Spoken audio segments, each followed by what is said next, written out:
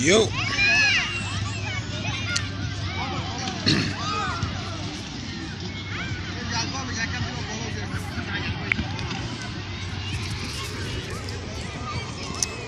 Hey you. Hey you. What you doing? What you doing? What you doing? What you doing? Huh? Qui ça va faire la TV? Vous manger?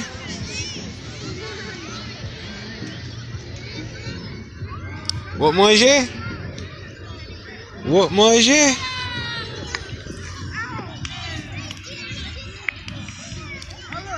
Ah, what's good? What's good?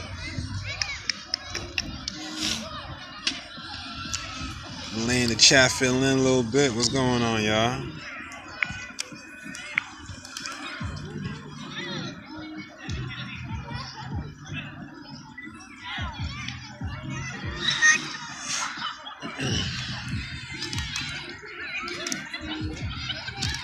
What's going on, Sister Ivy? What's going on?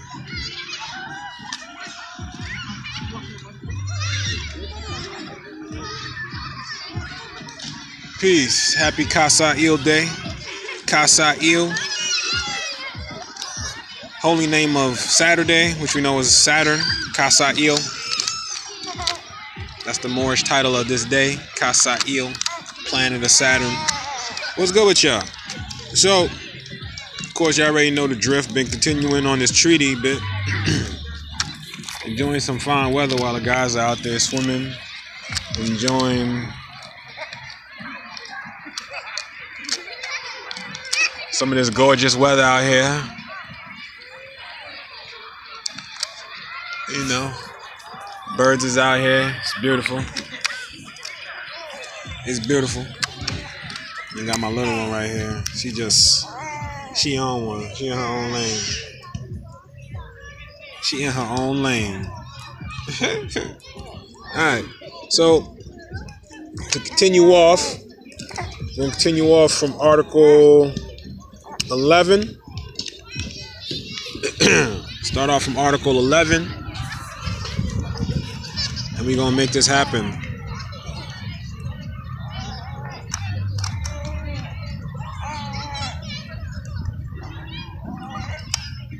Oh, Department of Justice, yeah.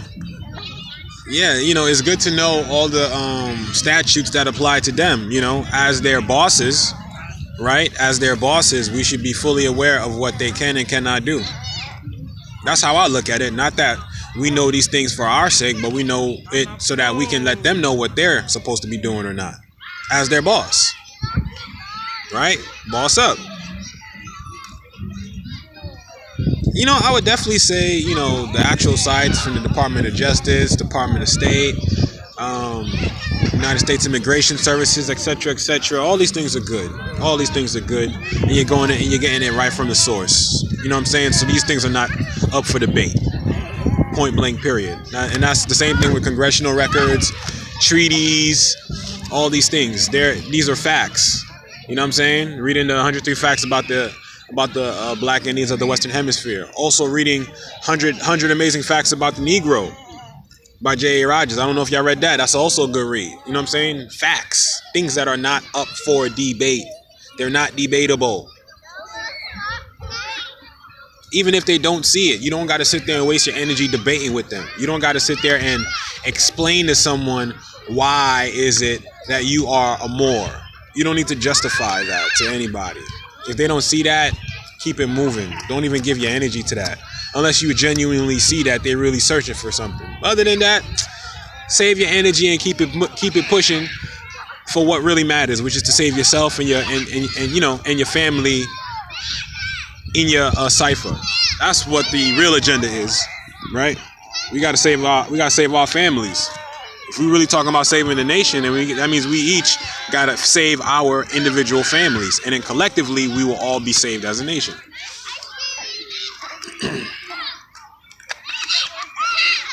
Oh, well, thank you. Thank you, Sister Ivy. All right, so we're gonna start with Article 11. All right, Just so y'all see, I'm going phone to phone. Phone to phone. Alright, so I'm still on Avalon Project. Still on Avalon Project. Alright, remember I'm in the English translation. Let me see if I go back. You see where it says the English translation of 1786. That's the one you need to pick. All right, that's the one dealing with the translation from Arabic to English. Okay. So boom, we're gonna hit that. We're gonna scroll down to Article 11. Article 11, y'all. The 11th article is that if we are at war with any Christian nation, we being the Moorish Empire, if we are at war with any Christian nation, and we shall be in a port, and our ship intends to sail out of the port, and a ship of the enemy intends to pursue her, the latter shall not sail out in pursuit of her until 24 hours has elapsed. And likewise, ships of the Americans, if they are in a port during a war and they intend to sail out, no ship shall pursue her until 24 hours have elapsed, be they ships of the Mohammedans or of the Christians. You see how they're breaking it down into two classifications? Either you're a Mohammedan or you're a Christian. Either you're a Moor, right? Either you're a Moor or you're an amalgamated Moor. Either you're a black Moor or you're a white Moor. Either way you look at it, you know what I'm saying? Moors were Christians too. So they were called Moriscos. You know what I'm saying?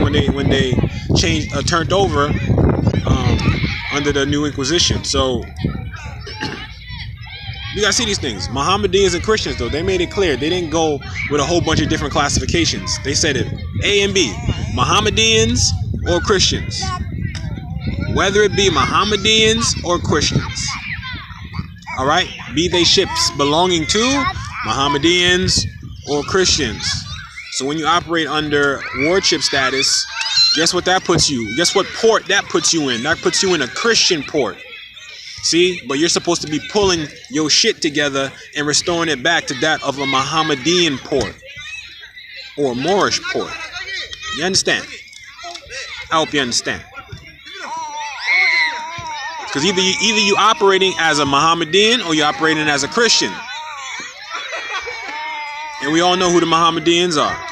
Right? Okay.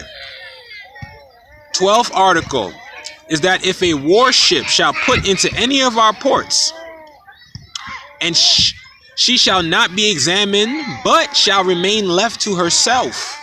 And if there should be a fugitive prisoner on board her, she shall not be brought ashore for compulsion, nor shall the governor of the dominion where the ship stops demand from the commander of the ship the price of that prisoner.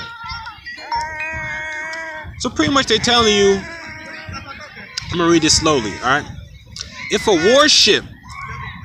warship shall put into any of our ports, meaning our Moorish ports, right? A warship, meaning in times of war, meaning like what? It could be a tank, chopper, battle, whatever, drone, whatever type of warship. All right. Warship should put into any of our ports. She shall not be examined, but shall remain left to herself. She shall not be examined, but shall remain left to herself.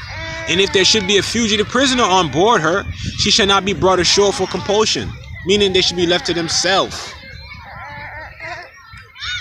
They shall not be examined. That's called an immunity. Remember now, the treaty goes both ways. So the same rights that we are making sure we keep intact are the same rights that the so-called Europeans, aka the Americans, colonial Americans, are seeking today. Or I should say we're seeking then, which is equality. So this is what this treaty is based off of. Equality, yo. Equality. Everyone's being put on equal footing. All right. So, no matter what. So even if that warship happens to have a prisoner on board, or fugitive, who got a high bounty on their head, That shit must be left to themselves. Based on the respective jurisdiction. Okay? If it's not of yours, if it's not flying your flag, that means it's not in your jurisdiction. That means you gotta leave it the fuck alone. Unless it's outrightly doing something to violate, injure people or violate their rights. And it also says, nor shall the governor of the dominion, meaning nor shall the bey of that dominion have any say on the matter. No jurisdiction. Okay? And governor is a modern title for bey. Just so y'all know that.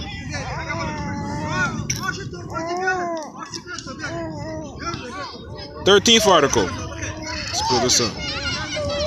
The 13th article. If a ship of war of either party shall put into a port of the other and salute, it shall be returned from the fort with an equal number of guns, not with more or less. Basically, once again, talking about equality. If a ship of war of either party shall put into a port of the other and salute, it shall be returned from the fort with an equal number of guns, not with more or less. Meaning, even if you're an enemy ship, when you come in, we're going to respect you. We ain't going to violate you. Why do they have such drastic rules like this? Because we was doing some wild, violating shit to the Europeans. This is why we're talking about ourselves in this treaty like we are. Because we was doing some wild shit. So therefore, we got some wild-ass rules in place to stop us from doing wild shit. Crazy wild shit. This is all talking about us, about what we were doing, not what the Europeans was doing. So this treaty is telling on ourselves. You see what I'm saying? So if a ship of war of either party, meaning a ship of the Mohammedans or the ship of the Christians, right, shall come into port of the other, and they need to, let's say, re-up, or they need to, you know what I'm saying, get some provisions so they can make their trip back home, then guess what? As they entered, that's how they should leave. Without no more or without no less. If they had 10 people on board, they're going to be leaving without no more or no less. If they got guns, if they got resources, water, food, rations, they will leave there with no more or no less than what they came in with. It's called respect. Remember, the treaty is letting or creating the foundation on how to treat not only the Europeans, but then it's also letting the Europeans know how to treat us to maintain the treaty. Because both parties got to agree, not just one. I hope I'm making the treaty clear for y'all, everyone. I hope it's becoming clear through this through these various series. You all right over there, little one? She in her own world. Good. All right. Good. 14. Article number 14. The commerce of the merchants. The commerce of the merchants. The mers who chant. How you spell merchant? M-E-R, right? Then put a hyphen. Then it's C-H-A-N-T. Chant. What does a chant sound like? Oh, hey, hiya, wait, hey. That's a chant. Or I will do best. I will do better. I will be my greatest. I will not be my less. That's a chant, right? Or those who speak out on things. We're chanting, right? I, self-law, and master. That's a chant. You know what I'm saying? I'm not Negro, black, or colored. That's a chant. So you have the mer and the chant. The mer who chants. That was good, Mansa. The Moors who chant, or the Mers. You gotta see how they break down words, yo. Peace, Brother Anthony. All right, so the merchant. Article 14. The commerce of the merchants shall be on the same footing, shall be on the same footing as that of the Spaniards, and they shall be honored and go in the towns and seaports where they like, without anybody bothering them. And they shall be like the most favored nation with us for the time being. So this is how other nations are to be treated in reference to the Moorish Empire, because the Moorish Empire is the most favored nation. So we are to treat other nations, especially the European nations, as a most favored nation for the time being, not permanently, but while they're with us in our graces, we should treat them like they are one of the most favored nations, not treat them like they shit, not treat them like they trash, not treat them like they monkeys from caves. No. Not treat them like public servants. No. They're on equal footing. So if you don't allow them to be on equal footing, they will not allow you to be on equal footing. It's a reciprocal agreement. All right? It's a reciprocal agreement, meaning both sides, something for something. Quid quo pro. Quid quo pro. Something for something, y'all. Okay, so that lets you know that in our presence, as we operate and function as ourselves as Moors, then we should be treating the European nations as the most favored nations when they are amongst us. Temporarily, not permanently. You know why? Because we got to lead by example. That's why. Because the example we were shown before was take your shit, rob your shit, take your people, take your women, hold them for ransom, don't give a fuck about your feelings. That's what we showed by example, y'all. That's what we led with example. All right? So there's a reason why we want to show different things in terms of respect of jurisdiction. Why? Because then when we start making a stance for jurisdiction, we want that to be respected, right? Right. Due process, yeah. So, the merchants shall pursue their business. Oh, nope, I'm skipping, my bad. That's 14. Right, so they shall be honored. All right? So we're supposed to treat them kindly. That's the whole point of the treaty, because we was violating them in the worst of ways. All right. Article 15. The merchants shall pursue their business. The merchants, you know why they call them merchants? You ever walk into a flea market and you see people who are like selling their goods? Hey, come over here, check me out. Hey, I got goods over here. Hey, I got goods over here. Hey, I got these pieces over here. I got this over there. Come check it out. What are they doing? They're chanting. They're chanting out to you, the possible buyer. Right? So they are a mer making a chant, or what they will call a business sale. Trying to make a sale. You understand? So we're not just standing in flea markets just quiet like. No, everyone's chanting. Hey, come over here. Check out my wares. Check out my wares. Besides the fact that we're Mers who chant, man. Article 15. The merchants shall pursue their business, and if they wish to employ assistants or interpreters, they shall be free to do so. Say what now? Hold on. Because this is a treaty of amity and commerce, right? So they're letting you know. The merchants shall pursue their business. You have a right to pursue your business. You shall pursue your business. And if you wish to employ assistants or interpreters, you shall be free to do so. No cargo shall be transported from one ship into another, and no ship shall be detained in the port. And if they wish to employ people to assist them in matters concerning the cargo or otherwise, they shall not have to pay more than other nations used to pay before them. What this means is you have a right to operate privately. You have a right to establish how that's going to work out, how that functions, how you do business amongst each other privately with your businesses. If you need to hire assistants or, employ whoever you need to employ, that's up to you. And then you work out or come to an agreement for how the compensation is going to be between yourselves as grown adults, as some grown folks, not some wards of the state. Okay? So this is talking about cargo. Hey, if I got some things I need to be transported for, let's say, an event. We're doing an event in reference for our tribe, and I need some items transported to the location. Then guess what you're going to do? You're going to grab one of the vehicles registered to Sunel, and you're going to go and travel, and then you're going to go transport those goods. And know that as you're traveling, you don't got to worry about being detained, because you're doing a goal on behalf of your particular tribe or your particular nation or faction, or whatever faction you're coming from within the Moorish Empire. Okay? That's what that's about.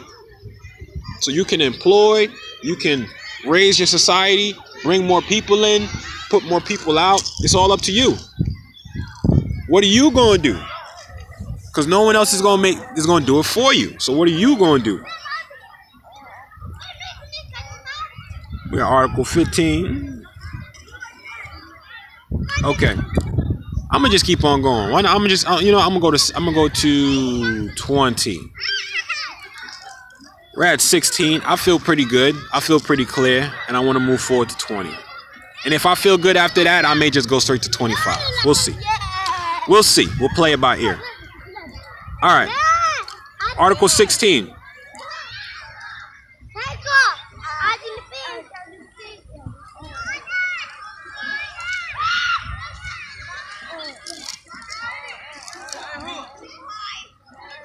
Okay, so as far as the translation goes, for Article 16, Article 16 has been well rendered in all essentials in the translation of 1786, but the words "are not to be made slaves" are not in the original, and the Mexican dollar is represented in Arabic by royal only.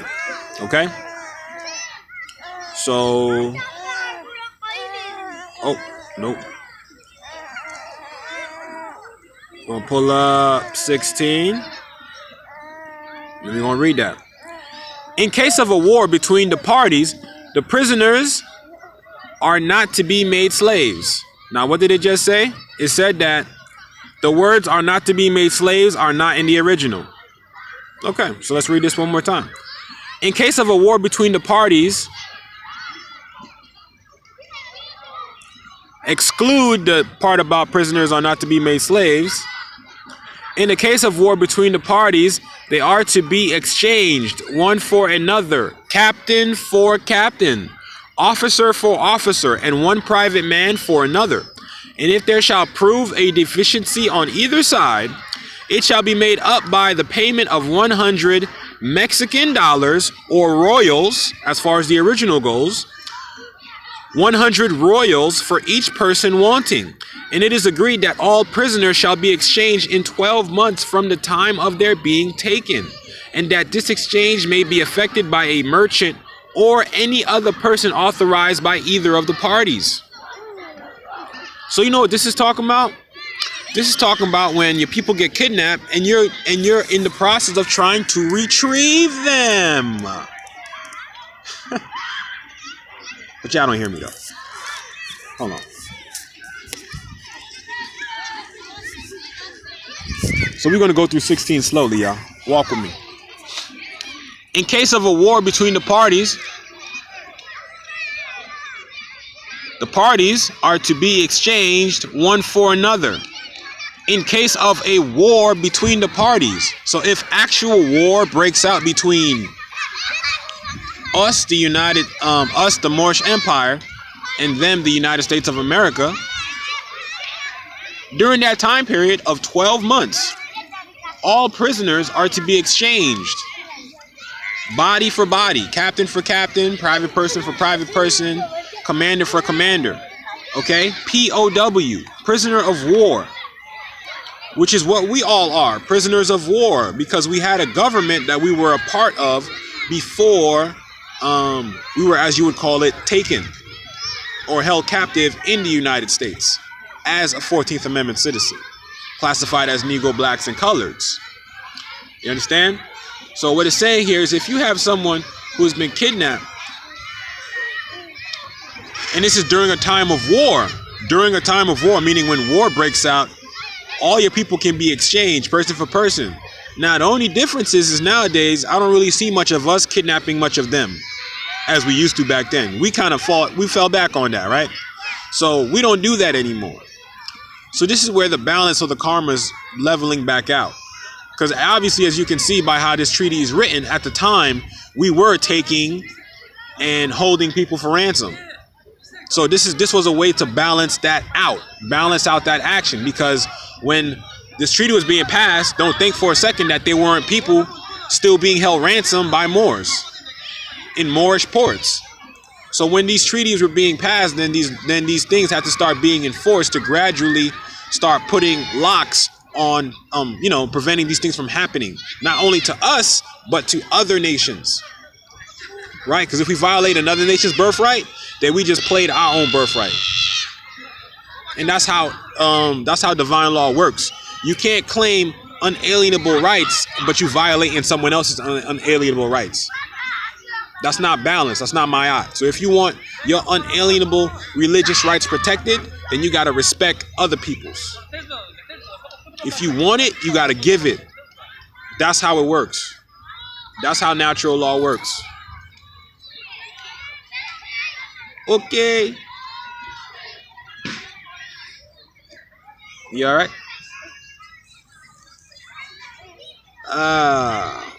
17th article now. The merchants shall not be compelled to buy merchandise, but such as they like to buy by their free consent. The same rule is to be applied to sale, except in cases concerning which there have prevailed customs with other Christian nations before them, who carried them the goods, in which cases there will be no difficulty. The meaning of the latter stipulation is not clearly expressed in the Arabic text. This is them being honest. They couldn't get everything, so we're going to read it again. 17. The merchants shall not be compelled to buy merchandise. Compelled, meaning you can't be bullied. Someone can't compel you into what? An agreement or a contract. Right? If you're buying something, that means you're signing something, right? So merchants cannot be compelled to buy merchandise. That could be any goods being offered to you. So kind of like a driver's license is considered a good. State ID is considered a good. Voting registration cards considered a good. Whatever, grocery cards. Any type of things that offer benefits, those are considered goods. Okay? So you can't be compelled to buy any goods. Same thing when you get pulled over. They're trying to sell you a ticket. Believe it or not. They're trying to sell you a suit. That's them offering you goods. So what they're saying is you have a right to not be compelled. And anytime you wish to do that, it got to be of your own free consent. Don't that go back to involuntary servitude is unconstitutional? Involuntary, but voluntary servitude is constitutional. So it got to be by free consent. All right? Free consent. So this is where you got to know how to contract, man. Contract. Everything is a contract. So you decide as a national, right, as an indigenous being, what contracts are better suit for what you're doing. What contracts work to progress you in your mission. And then you need to be able to identify which contracts are going to pull you back or slow you down. And those are the contracts you can stay away from. All right? If you would look at contracts as demons and angels. Look at contracts as demons and angels. You have some contracts that will make your life a living hell. And then you have other contracts that will turn your life into heaven on earth. All right? So that's how we have to look at it. Everything's based on contracts. Because all law is contract law. Everything's an agreement, y'all. Whether it's verbal or written. All right.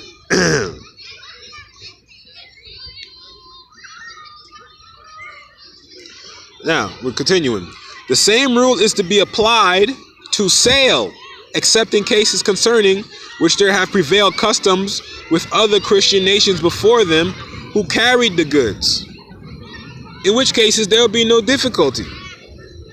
Meaning, the same rules got to be applied to when they're talking about making sales, meaning if you're selling something, Not if you're buying. If you're selling, they have the same right too. You can't compel somebody to accept your goods. Meaning, if you are offering your people, hey man, you need to get yourself right. You need to declare your nationality, get yourself on the record, and start making moves in your proper person on behalf of the Moorish Empire, so you can protect yourself and your babies.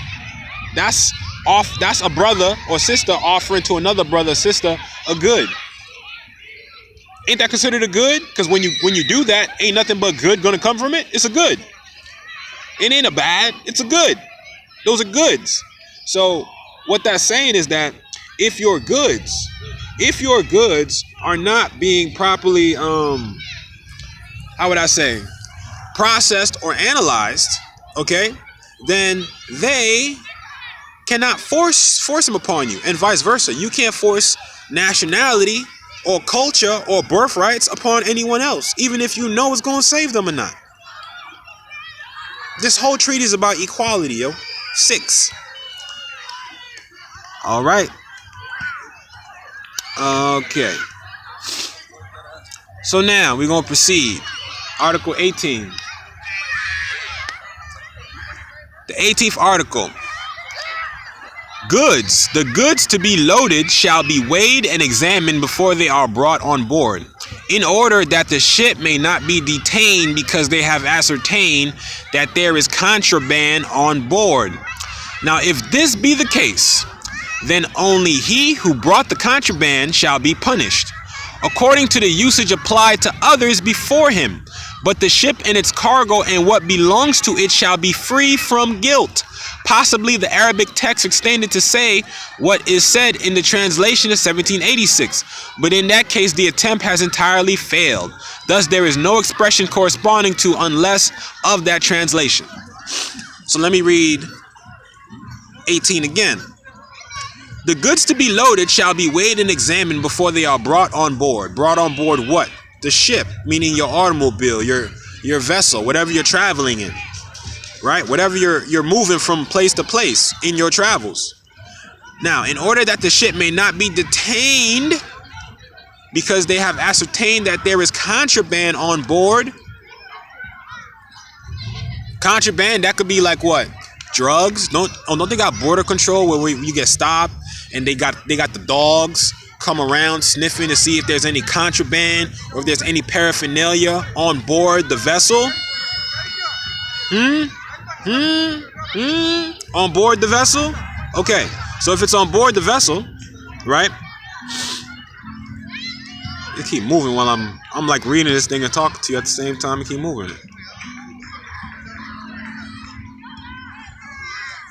Now, if there shall be contraband on that, right? Now, let's say we're traveling in a group of people, and we're traveling, and now there's contraband on the vehicle, right? That none of us were aware of. And mind you, the ship was inspected before we took off, meaning we checked the automobile or whatever we was traveling in before we actually left, before we pulled off, to make sure that we ain't got nothing on us that we ain't supposed to be having. Now, if one of us, right, happens to be in the vehicle and happen to have brought some type of contraband that they shouldn't have upon them, then guess what's going to happen? Let me show you. You know how they say one rotten apple spoils the group? No, that ain't true. The whole crew don't go down with the ship because of one bad apple. Let me show you what happened to the one bad apple. Now, if this be the case, then only he who brought the contraband shall be punished. Only he. According to the usage applied to others before him. But the ship and its cargo and what belongs to it shall be free from guilt. The ship and the cargo and what belongs to it shall be free from guilt. So once again, we all got to be high priests, man. It's about being accountable for yourself. So even if you're rolling with a pack, you know what I'm saying? If you're not in your proper standing in what you're supposed to be doing, you can't pull the rest of us down with you. That's essentially what that's saying, yo. So guess what, family? I love y'all, but it don't matter what y'all do. Y'all cannot pull me down with you if you decide to go in a negative direction. So do what you gonna do. That's what's being said right now in this treaty. Do what you gonna do. As long as I'm doing right, you can't pull me down. You can't pull me down. So guess what? I'm gonna stand on my square. Because only I can build my square and only I can destroy my square. You can't do that. You don't got the power to destroy or build my square. Crazy. Crazy. All right. And we have the 19th article. It says here the 19th article requires no translation. No vessel shall be detained in port on any presence whatever, nor be obliged to take on board any article without the consent of the commander, who shall be at full liberty, liberty meaning freedom, so who shall be at full freedom to agree for the freight of any goods he takes on board. No vessel shall be detained in port on any presence whatever, nor be obliged to take on board any article without the consent of the commander. All right. Get my toys. So, all right, and we all like making money, so we all have a right to not be disturbed while we're making money to, you know what I'm saying, to secure the bag for our family. I'm going to get his dry stuff out the car, okay? Okay. Where's the keys?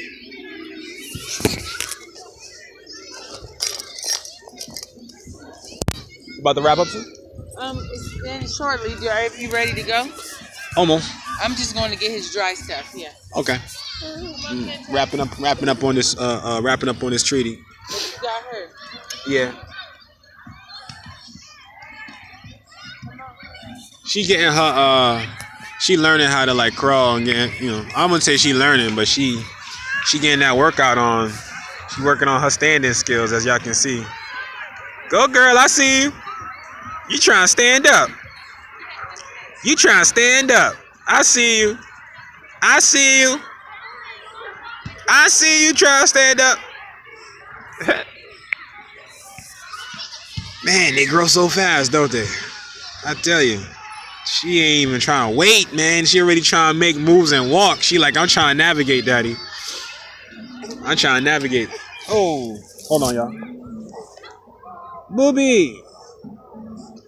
Booby. Viens, Booby. Viens tu, Booby. Viens tu, Booby. Okay. Here we go. Hold on. Trying to grab the phone, girl. Let me read this. 19. No vessel shall be detained in port on any presence whatever, nor be obliged to take on board any article without the consent of the commander, who shall be at full liberty to agree for the freight of any goods he takes on board. So it's all about having the full freedom to consent. You have the right to consent, y'all. It's all up to you. I know. It's all up to you, yo. So as the commander, meaning we all are the commander of our ship, even if you're part of a tribe, every tribal member is a commander. That should be the mindset. If you're looking at one tribal chief like, oh, this is my chief, he's the leader, you messing up. You messing up. Because guess what? My tribal members in my tribe, they're my leader. Okay? We're each other's leader. I remember it was one time in the federal court building, and we were getting things filed. She went to the car, and we were getting things filed, and the lady came in and asked, and she was like, "Well, who's the ringleader here?" And we all looked at each other and started laughing, like, there's not one ringleader, like we're all leaders. Exactly. And that was the response to her. I said, we're all leaders. There's not one ringleader here. We're all leaders here. And her face was like, oh, wow. You know what I'm saying? Like, yeah, we're not looking for one person to lead us. We all leaders here. So we moving together as a boss, because we all bosses on our own right. And that's how that should be. Alrighty. Hey, you getting excited? You excited? You excited, baby? You excited? Alright, we about to wrap up, booby. We at article number 20. We at article number 20, booby. We at article number 20. I'm gonna stop at here, family, at article number 20. From there, we got 5 more to go. 5 more. The 20th article is that if a person of our... Oh, why did I do that? The 21st article, if there has been... No, 20th. I need the 20th article. Here we go. If a person of our nation or under our flag is guilty of misdemeanor, the consul of sugar. Here we go. If a person of our nation, that meaning the American nation, or under our flag is guilty of misdemeanor, the consul of his nation shall pass sentence upon him. If the consul wants the assistance of the officials of the pasha of the place, pasha would be another ancient name for chief, or plenipotentiary, or president, or bey, it shall be granted to him. So let's read number 20 again. If a person of our nation or under our flag is guilty of misdemeanor, the consul of his nation shall pass sentence upon him. What did they say? They said that the consul of his nation shall pass sentence upon him, not the consul of a foreign nation. So, this brings us back to, we shouldn't be having foreigners place judgment upon us, y'all. So when we go into these colorable courts, traffic courts, lower inferior courts, etc., and we're being judged upon by foreigners, meaning people who are not of the Moorish Empire, meaning they're not a jury of your peers, then something is off. Because I'm going to read that part again. Something is off, y'all.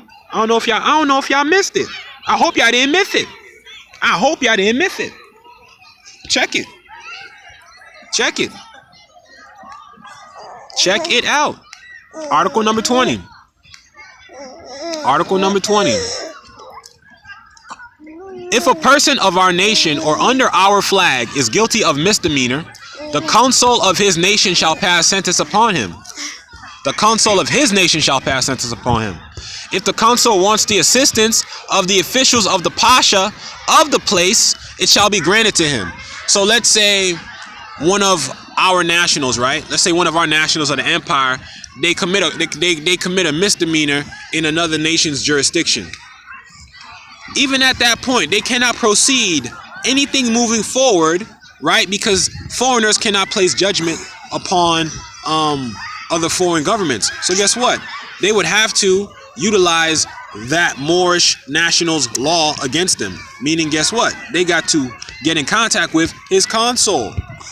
They got to get in contact with his people, his tribe, his family members, right? And then from there, we're going to go back. And then from there, if the consul needs assistance from those foreigners, which is highly unlikely, then he can ask the pasha. But that's not the case. So this goes back to consular courts, all right? Us having our own courts, because we should not be in a position where we're having foreigners place judgment upon us. Unless we're sitting under their flag, right? Unless, look here, unless,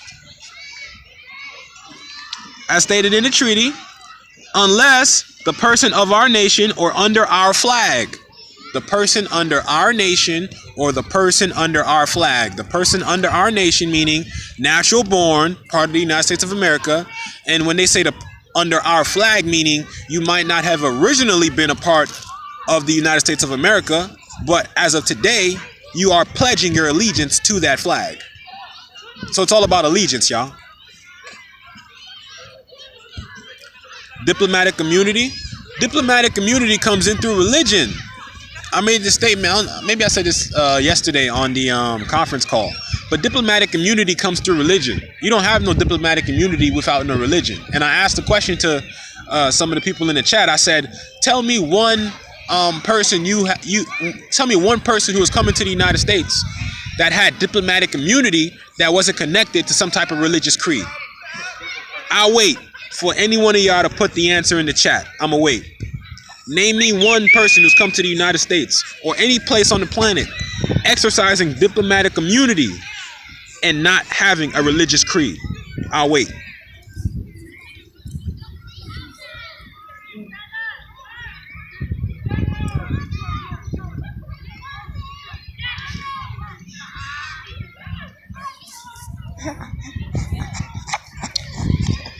Well, no, Sister Ivy. First of all, the federal government does recognize the treaty because this is the treaty that recognized them. We didn't need recognition. The United States of America needed recognition. We was already rocking. You understand? So they're very fully aware that they needed recognition, not us. We need to be aware that they needed the recognition and not us. Okay? And as far as it goes, when we would cite the treaty, like you say, at a trial. Hold on.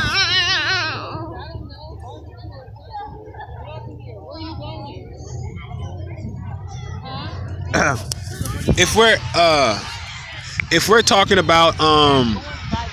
about the treaty at a trial, before it should even go to trial, and if you're talking about trial, that means you should be talking about nothing more than Supreme Court.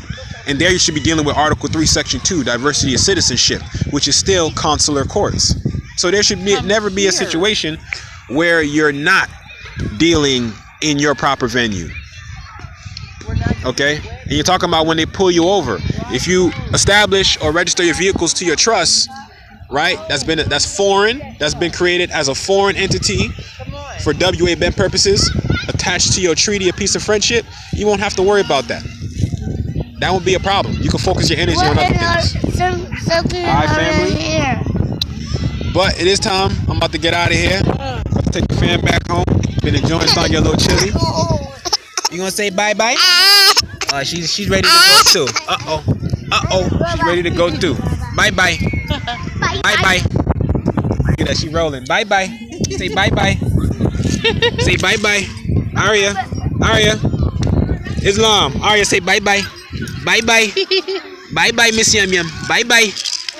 Bye bye. Miss Yum Yum. Alright, family, Islam, love and light. Till next time, we're gonna finish out the treaty and we're gonna break down Articles 21 and 25 and wrap it up. We're gonna bring this thing home, alright? Islam family, peace. Happy Casa Il Day. Casa, is this Casa? Yeah, happy Saturday, Islam.